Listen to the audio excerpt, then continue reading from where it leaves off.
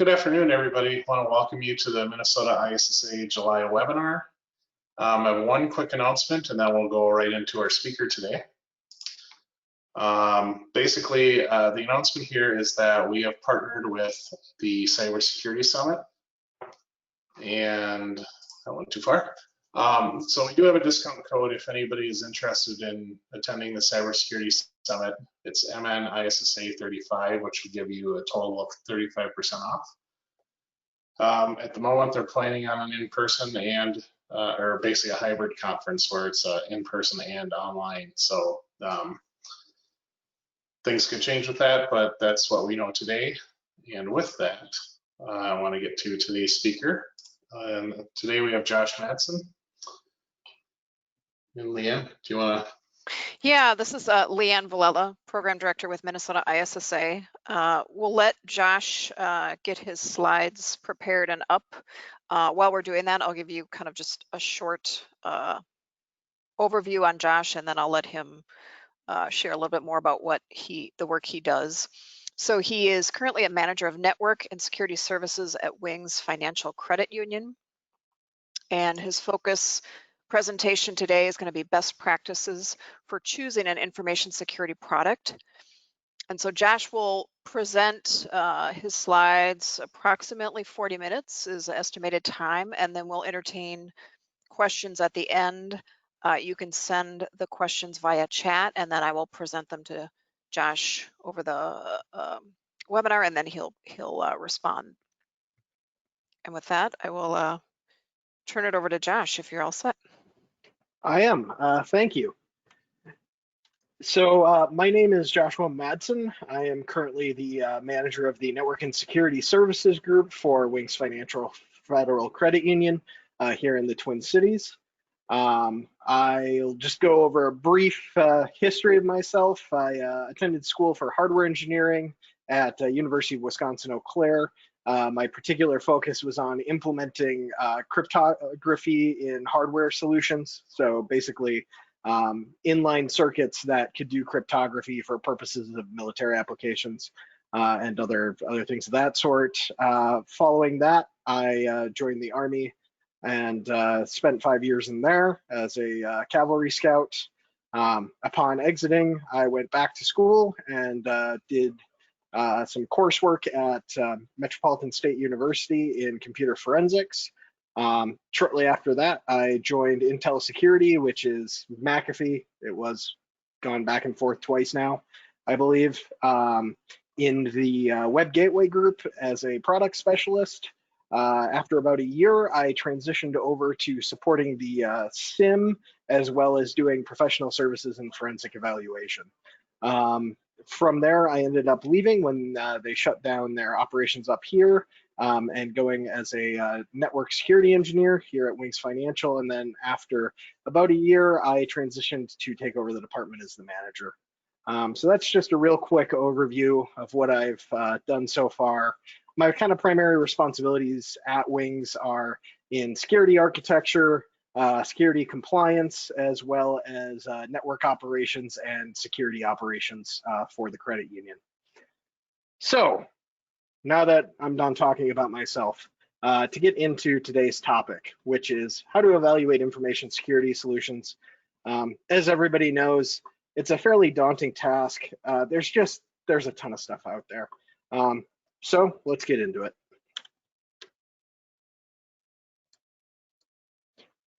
So starting out, as I said, this is very challenging in terms of having the ability to actually evaluate these solutions successfully. I just wanted to go over a couple of the common factors, some of which are always readily evident and some of which are a little bit more challenging to pin down. First one being, of course, as I said, just the sheer number of options out there. This isn't even just in terms of you might have 30 vendors providing a product for the same purpose. It's in the fact that in security, we can bring so many different solutions to bear to solve the same problem. And sometimes just the challenge of evaluating solutions in order to answer a question is quite challenging before you even get to the vendor selection phase. So we always have to keep that in the back of our minds just because of the fact that there isn't one static answer, and what we do is continuously evolving. So we need to be aware of that. The next problem, and the classic problem for everyone, but especially in security, because the common thing, and I hear it less now than I did 3-4 years ago, is how do we maximize the effective spend, because it's difficult to justify what we do. If we do it well, nothing happens. If we do it poorly, something really bad happens, and there's a lot of spend associated. So when we do get budget, we need to make sure that what we are spending on it is the most effective answer to whatever problem we are trying to fix. Third factor is FOMO, fear of missing out. Probably heard this in marketing terms and everything, but there really is truly, especially a psychological effect among maybe more senior security personnel, but kind of across the board. You hear about the new AI-based product that can just stop ransomware in your tracks, and sometimes there's this tendency that we got to get on this before we get hit by ransomware, or before that solution is oversaturated in the market, or even before the bad guys figure out how to get past it. So we as security professionals are not at all immune to the fear of missing out in terms of when we're evaluating things. The next one is a very common one. It's not necessarily the CEO, but we see it a lot across businesses. Someone in the business met a vendor, and now there's a product that they want you to either evaluate or implement. And so we have to be ready for that, because we don't always have the ability to override every decision that's either made above us. But if we come at it with good data and the ability to kind of prove out why we should or shouldn't do something, hopefully that sways those above us. I like to think that the prescriptive leadership model is dying off in favor of a more servant leadership mentality, but that's not always true. So we always have to be aware of that pressure from the top to implement a specific thing because of a pre-existing relationship or anything else like that. And the last is the problem of the unknowable. We don't know what's out there. We don't know what the advanced persistent threat actors are doing. We don't know what they are going to target next. And so that in itself is almost a paralyzing factor in terms of the way that we have to go in and make a decision, coming both from the vendor side and also just seeing it working at different places. I've seen people get through evaluations and look at a complete evaluation and still be unable to make a decision because of what they have decided they don't know. And so we have to find a way to shore that up to make the best decision at the point in time we are making a decision. All right, so let's start out. And the starting point that I'm going to highlight for the selection process might be quite a bit further back than most people think about, but believe me, there's a process here and there's an intent behind it. So the first thing I would say before anything, and this isn't just about selecting security products, but I would say this is about starting any project in general, is you have to identify purpose. I've been involved with numerous projects where the stated purpose is we are going to implement product X, or we're going to implement EDR, we're going to implement SIM.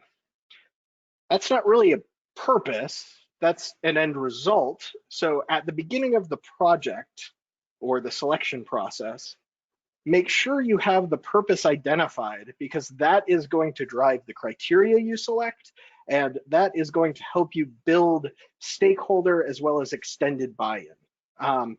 I could give a whole 40-minute presentation on just how to build buy-in for security tools and groundswell and everything.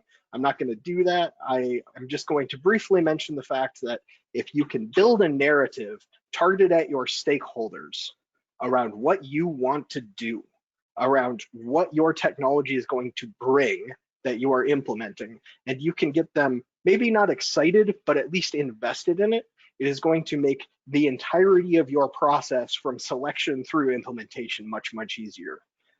So I always encourage people, build a narrative around your purpose and build a narrative around what you're going to accomplish. So to that state, make sure you can clearly state what problem you are solving with this tool set.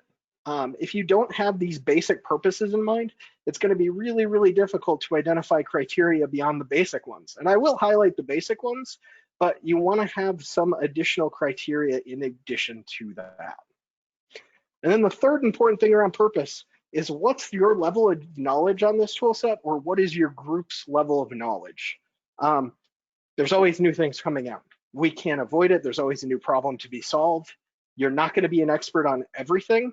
If you're not, make sure you're honest about what your level of knowledge is. Not only is that going to drive how you choose a product, but it's going to drive what your potential proof of concept approach is. So be honest about it and go into it with very little ego. No one is an expert on everything, and if you think you are, you need to do some introspective thinking. Next, stakeholders.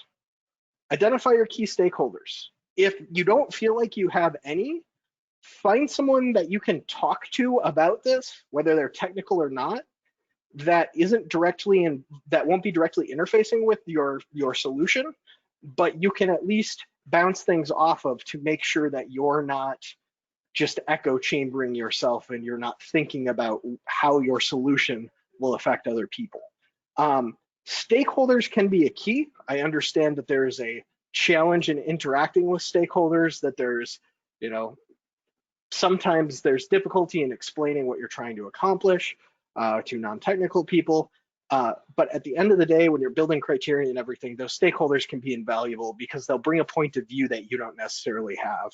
I am constantly reminding myself that I have been a technical professional for a very, very long time, and I have a very, very bad estimation of what an end user should do.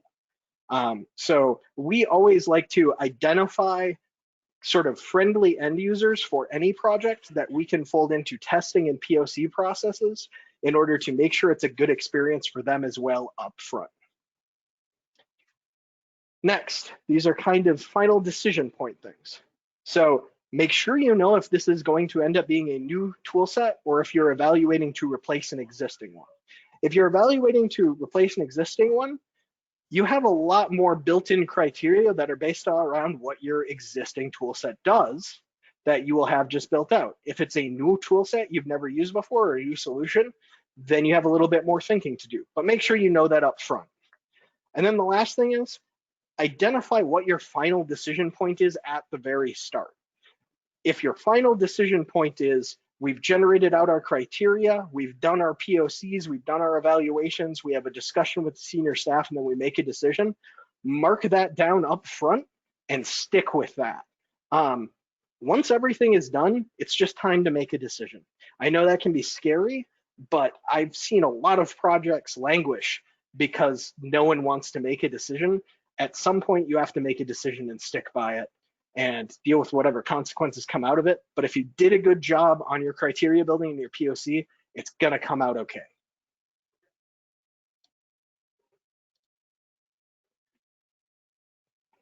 All right, so feature and evaluation criteria. You are going to want to build your criteria out on which you are going to evaluate your different solutions. The first way you should do this is based on the problem you are trying to solve. So if you are trying to implement a SIM, it should be, we are trying to solve our security intelligence problem or our security orchestration problem. And looking at that, you start building criteria based on that sort of statement. You say, all right, so I need this to be able to take in logs, enrich them, combine them, and give me good output and allow me to target things. So what is my criteria I evaluate it? All right, how many systems can it evaluate against? That's the type of thinking that you need to do. The next is, if you're going against an existing system, look at what your existing system can do, talk about the things you like, talk about the things you don't like, and build your criteria off of this. I find a lot of places that I used to go into, and even coming into Wings, a lot of what we were doing was replacing outdated technology or technology that wasn't working for the scale of the business anymore, but we already had some existing basis, even if it wasn't a one-to-one comparison. look at those things, look at what you don't like, look at what you do like, use those to help you build your criteria. And then the last two are universal criteria, things that will apply to anything, not just security projects. And then the last is I'm going to make some current security best practices criteria. This is my personal view based on my own security philosophy, which is largely intelligence gathering based, threat hunting based. So if you differ from it, that's fine. I just want to put some things out there that I would recommend as criteria. All right, so our universal criteria, administrative effort. How hard is this thing to keep up and running? How often does it need to be upgraded? What's the level of effort around that? This is a common criteria that you're going to want evaluating almost anything. Next is the solution roadmap. Everything is DevOps these days. Everything's agile. All solutions are continuously developing. And you're going to have to evaluate vendors against each other in terms of what the solution looks like a year down the road, 2 years down the road, 5 years down the road, if you keep one that long. So you should be comparing that up front.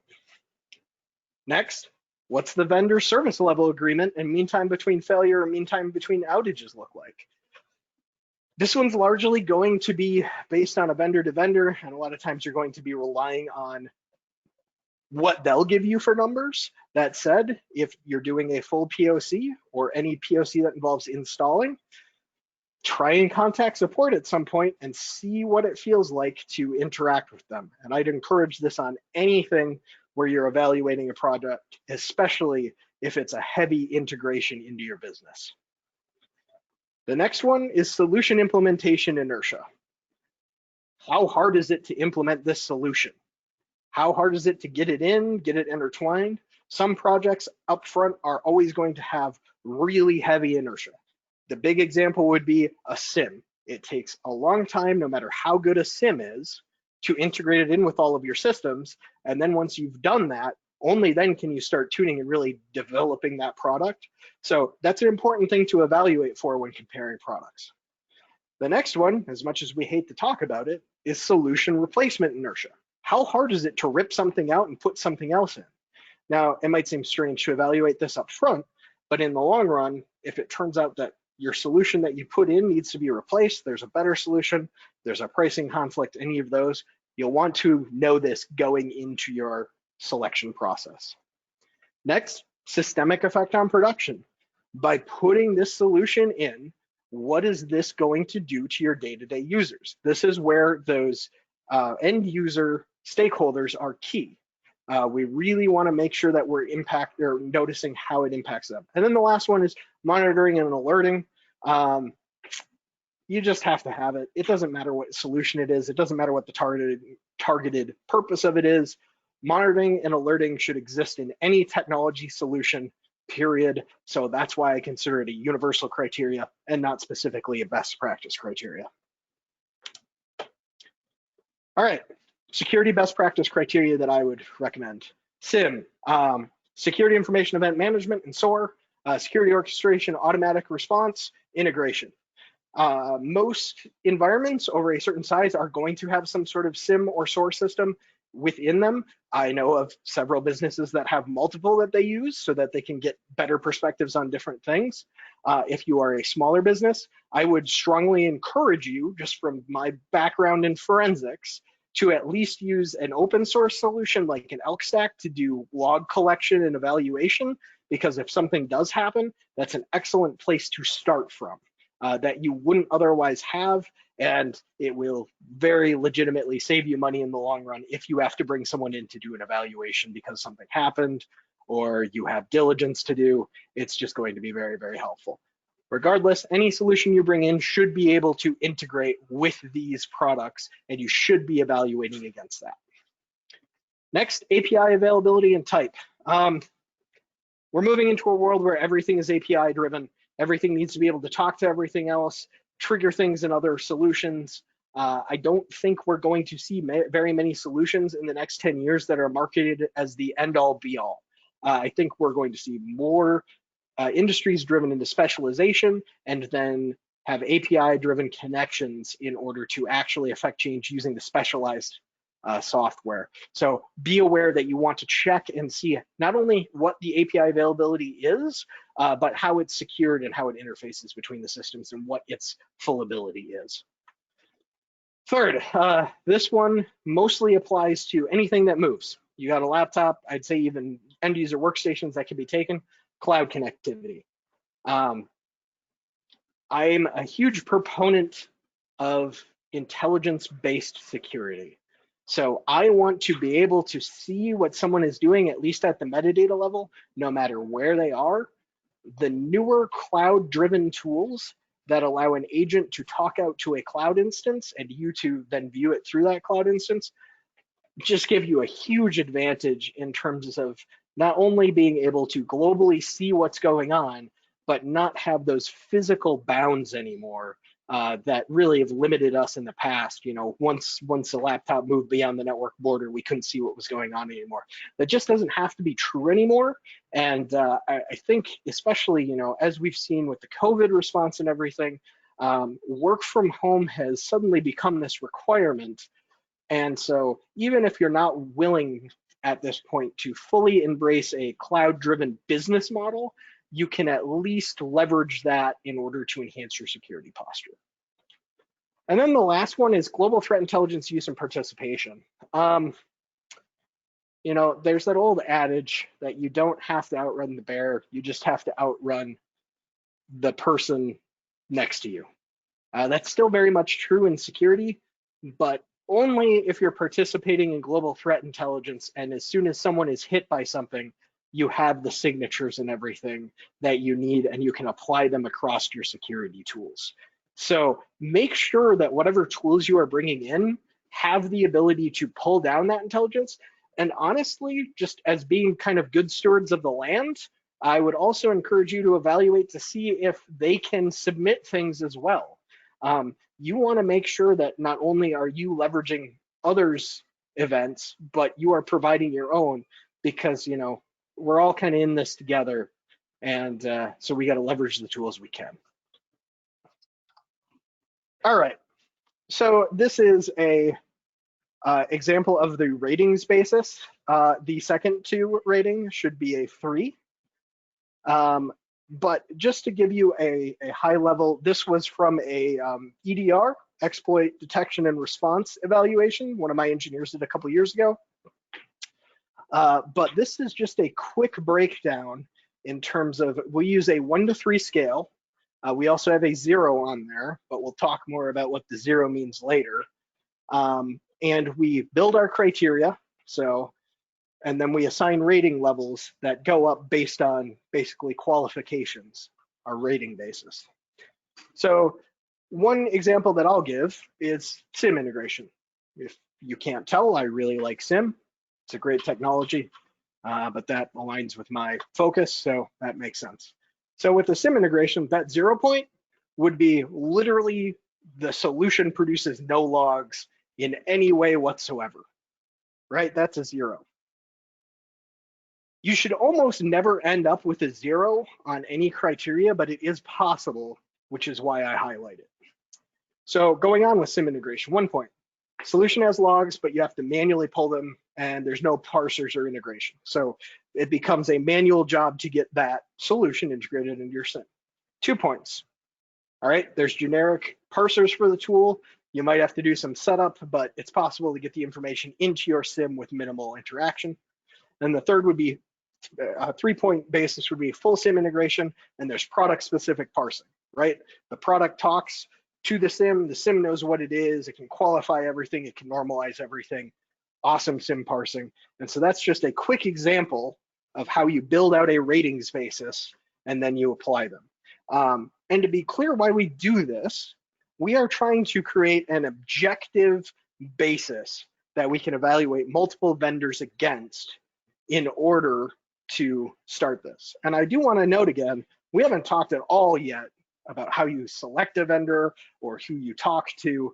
This is all just about building your upfront criteria. All right, so now we're going to start looking for vendors. But before we do that, we need to check. First of all, Do we know enough? Whether it's you as an individual security professional at a location, or you have an entire team and stakeholders, do you feel like you know enough based on the criteria you generated and the conversations you've had to pick solutions to go head to head? Once again, it's important to be honest about these. If it doesn't feel like it, leverage your peers across the security space, leverage your peers across the IT space, do what you have to gain the knowledge, or decide that you have enough knowledge and you're going to take a different approach in terms of how you're going to shore that up. I'll talk more about that in a second. And then the second is, do you have enough evaluation criteria? There isn't a magic number here. It depends on what you're evaluating.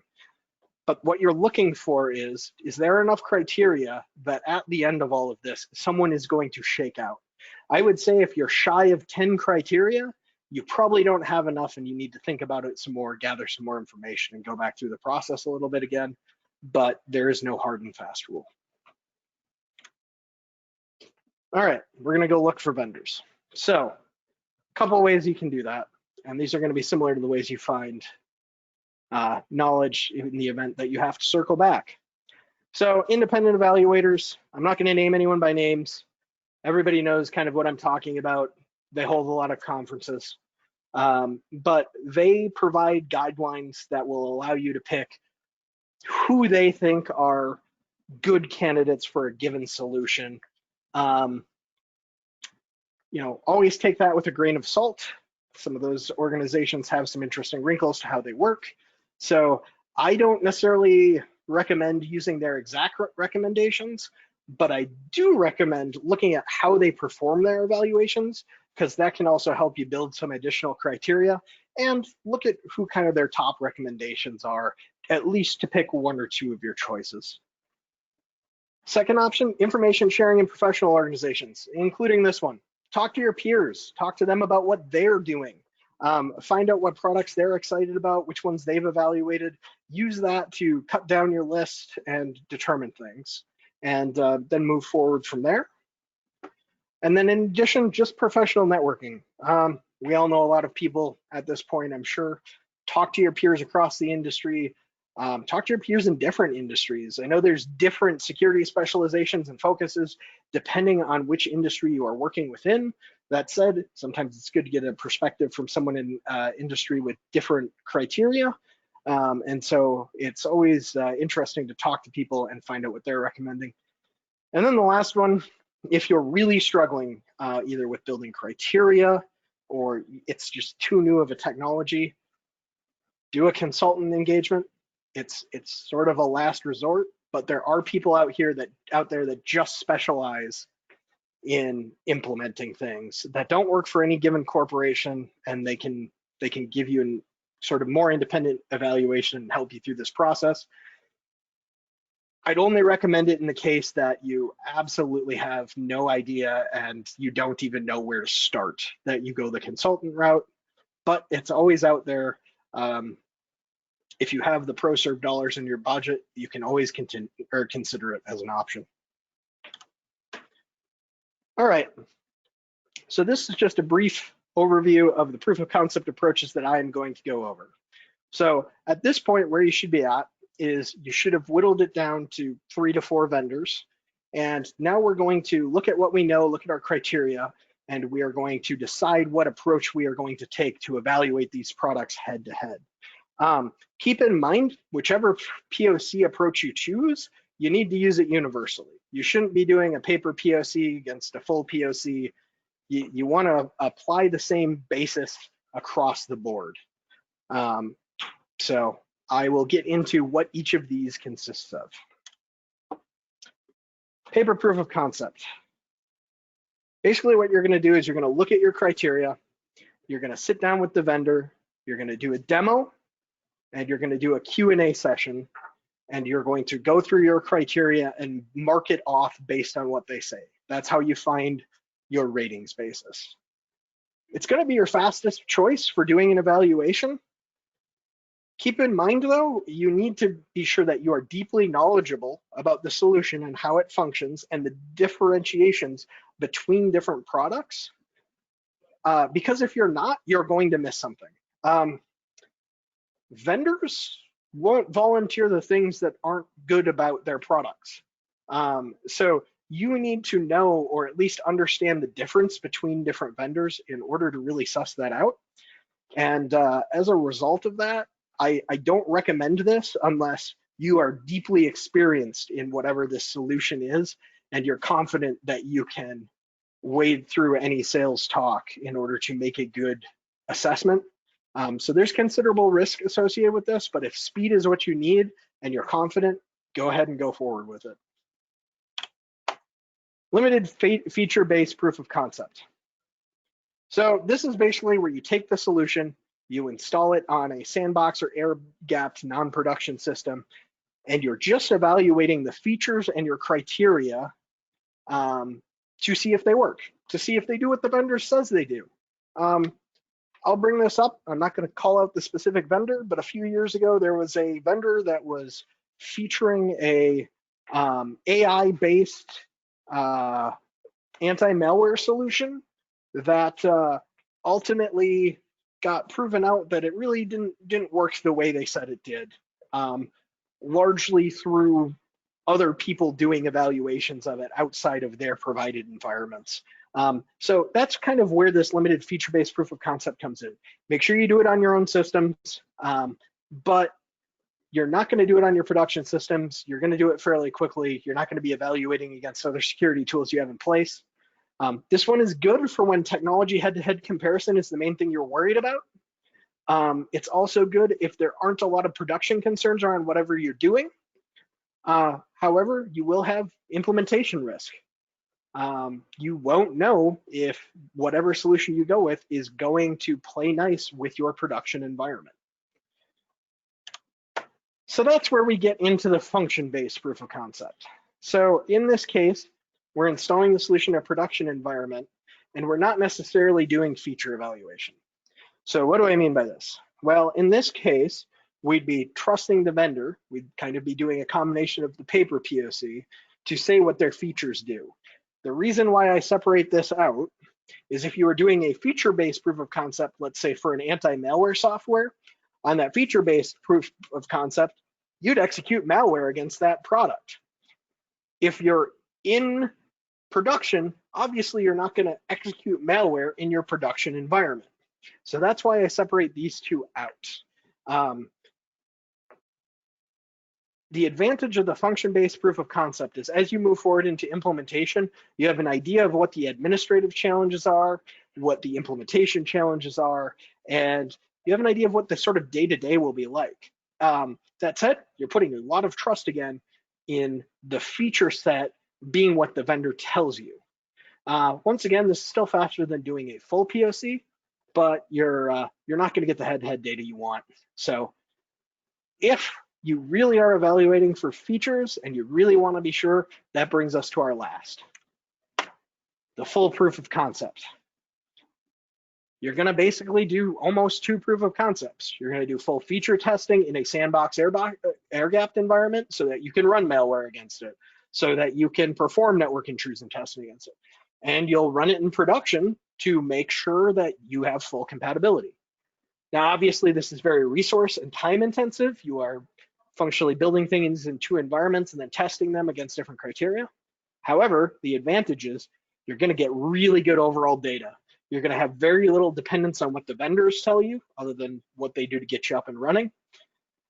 I really suggest this for newer cutting edge solutions or any solution where you're not completely sure how it works.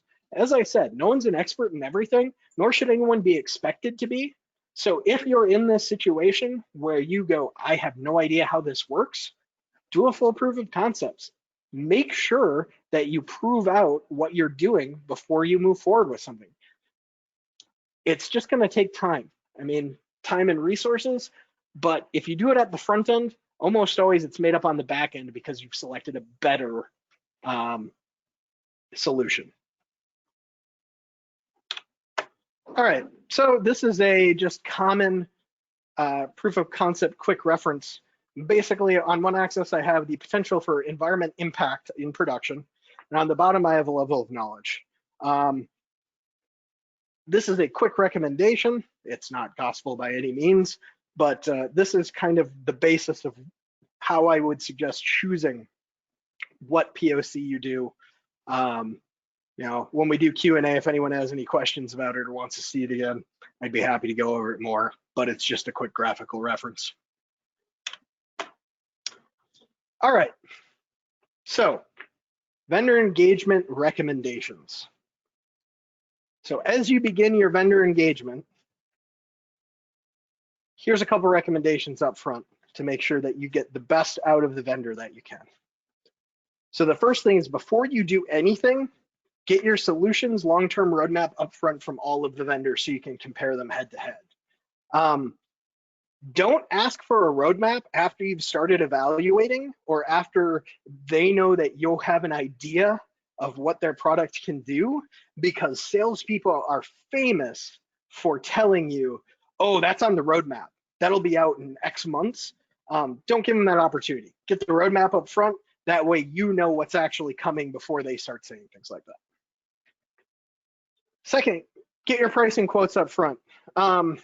If you are asking for pricing before they do the POC, then when it comes time to negotiate at the back end, it gives you an idea of where everyone is going to fall, where you potentially need to negotiate harder because someone might be a more premium one, but you might, if you have close enough results, you can play them off against one another. It's just best to get it up front before they know kind of how excited you are about a given product or where your opinion on them falls.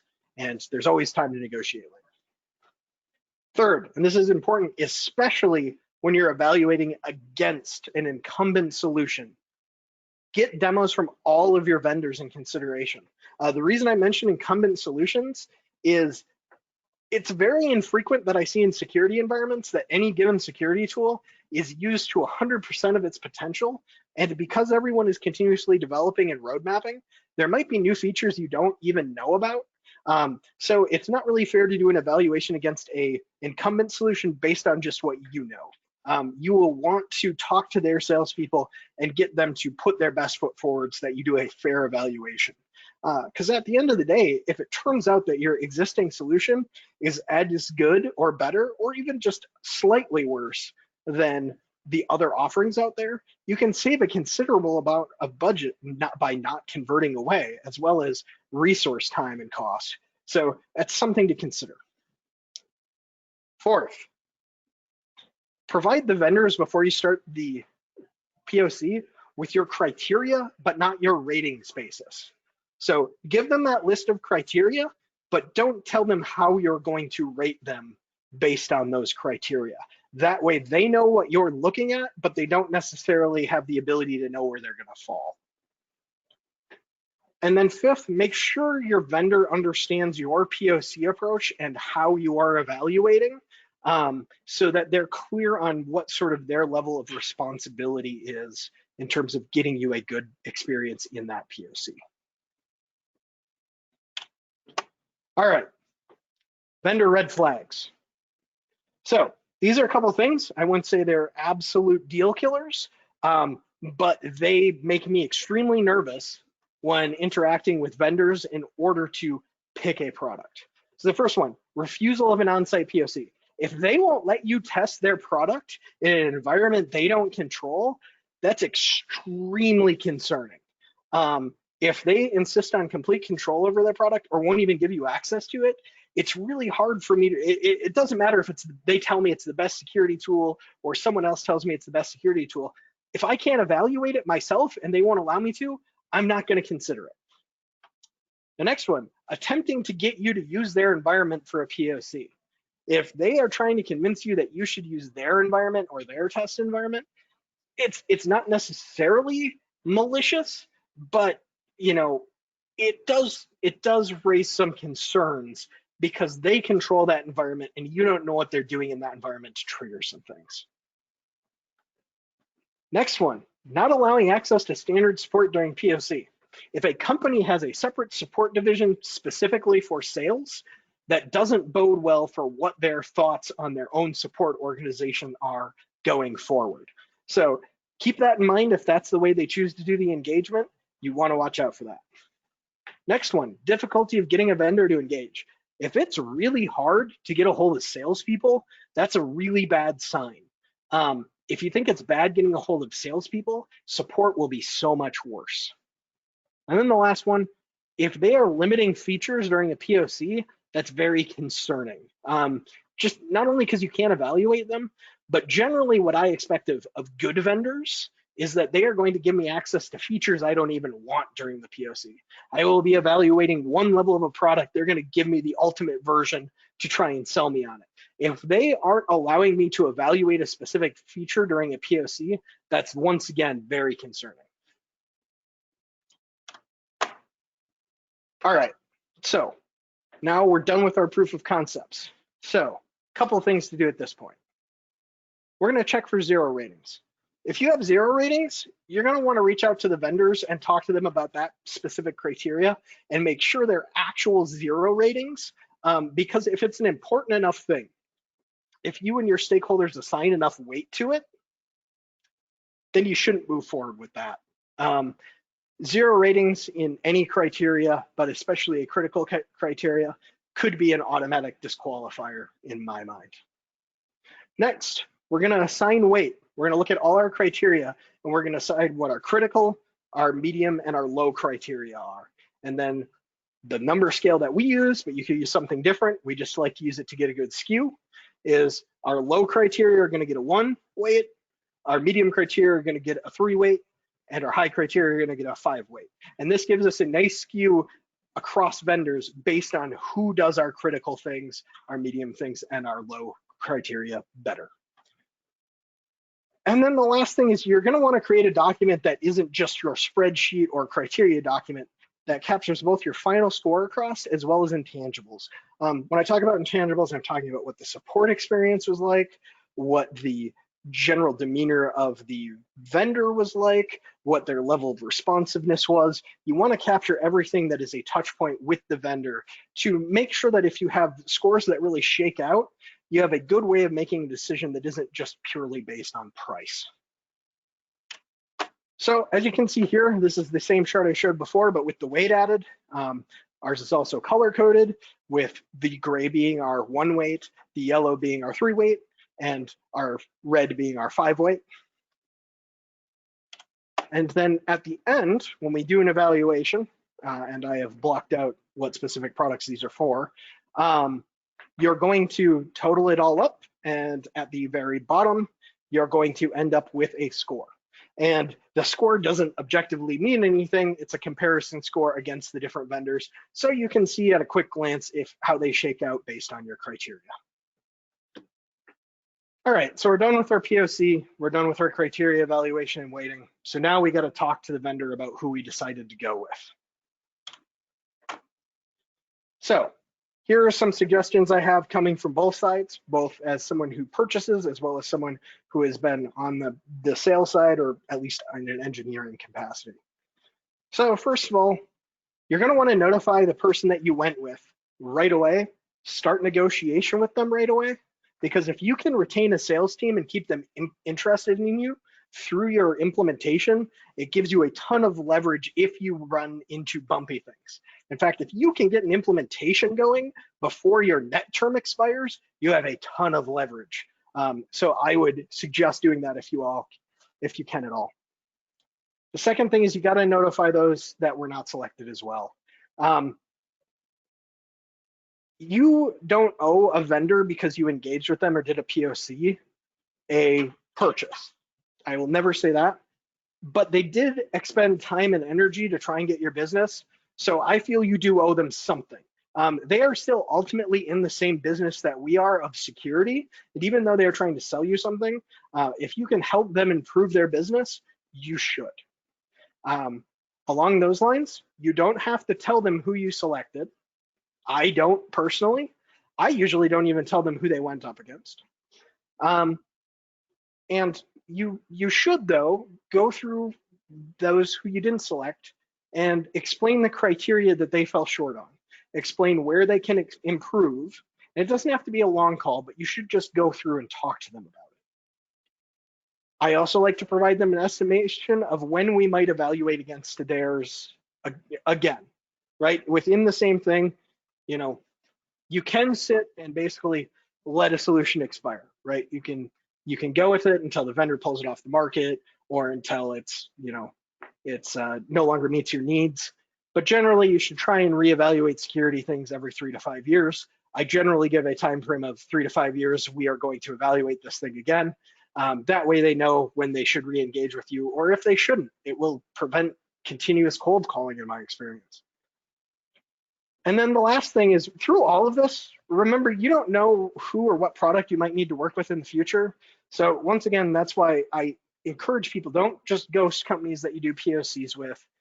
Talk to them, be honest and transparent with your recommendations and why you did what you did, because you really don't know who you're going to work with, and you don't need to be unnecessarily harsh to anyone.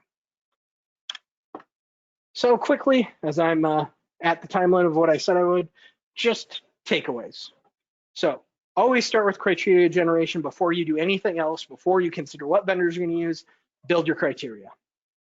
Second, be honest with yourself and your team about your level of knowledge. Don't overestimate what you know about something unless you truly know it, because that's going to affect your whole process if you can't be honest about that. Third, it's your POC. Don't let a vendor control it. Don't let them dictate the terms of what you are going to test. Fourth, a full POC is always going to give you the most complete data. It's also the most resource intensive, but those are the trade-offs you have to consider. Fifth, if all things are equal, then look at intangibles, not price. The time when I will tell someone who they are up against is the time when I'm negotiating.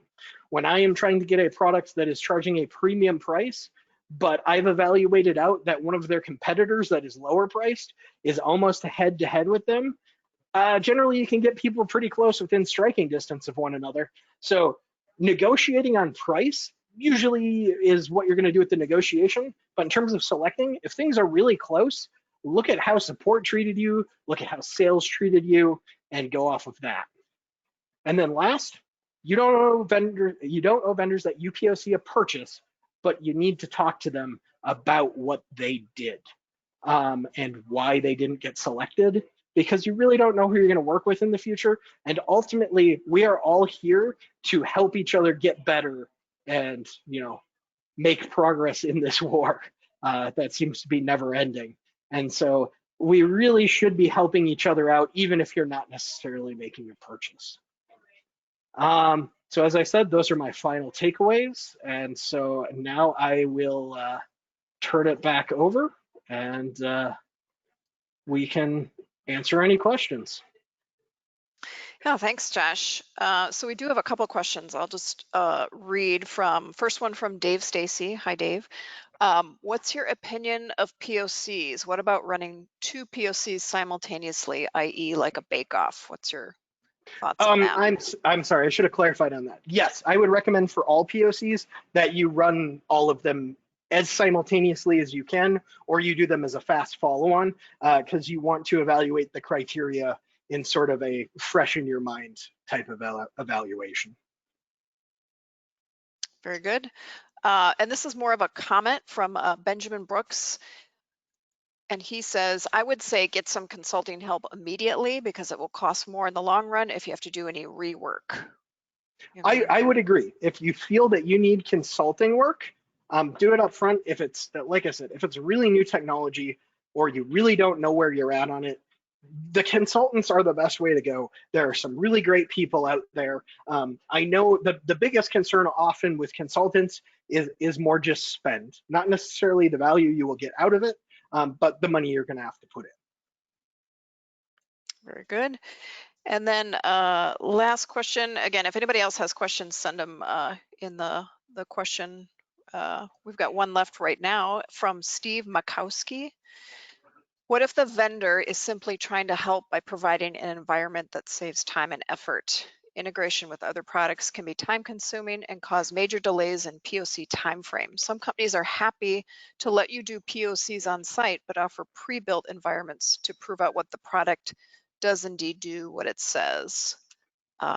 Just an observation. So I guess it's more of a comment if you have response to that. I mean, I would say is the reality is you don't know if that's why they're doing it. I'm inclined to evaluate against the things that I can control. And if they are providing a pre-built environment, I don't know what they've built in that environment. And so, you can say that's an overly paranoid approach, but it's sort of the nature of our business, that even working with vendors, I don't necessarily have a level of trust with someone I'm just POCing. And the problem is we have seen vendors in the space take advantage of that type of thing in the past. So from the side of someone evaluating vendors, I don't recommend it. Now, I'm not completely dissuading anyone from doing it. If you're doing a head-to-head feature POC, maybe that's the way you want to go. But I personally am not comfortable taking that approach. Very good. And then a follow-up question from Dave Stacy. Do you consider it negative if a product vendor doesn't include implementation services and drives you to a third-party firm? Oh, that's a big question. It really depends on the solution. I will say that having worked with third-party firms, having worked with ProServe provided by vendors, it depends on what you're implementing and what the level of experience is. I will just say from my own experience, generally going with a third-party firm as opposed to vendor-provided ProServe, I have tended to notice you get a little bit more experience out of people because they've chosen to specialize in something, whereas ProServe from a vendor side, it's generally people they brought in and taught about the product and how to do the implementation the way they say it, but those people don't always know all of the wrinkles of a product and everything. So there's some value to be had in going either way. I wouldn't consider a disqualification if they don't have their own ProServe, but once again, it also depends on what type of solution you're talking about. There are some solutions that don't have ProServe because they're being completely honest. You should be able to implement it, with their support. And then there's others that don't have it because they know someone else does it really well. So I think it's kind of a case-by-case basis. Very good. And I just had a question myself regarding the POC. Are any of these experiences with vendors, are they charging you for that POC process, or is it always just part of their bigger package, depending on where you end up with them? So in security, I have never had a vendor charge me for a POC. I have had outside of it in more of the infrastructure side, things like storage, occasionally, highly specialized things like banking cores. That's more where I tend to see people charging for POCs, just because they're very time consuming and they want skin in the game. But generally with security tools, it's not common to see them charge for it. However, you will see companies that absolutely refuse to do a POC. Very good.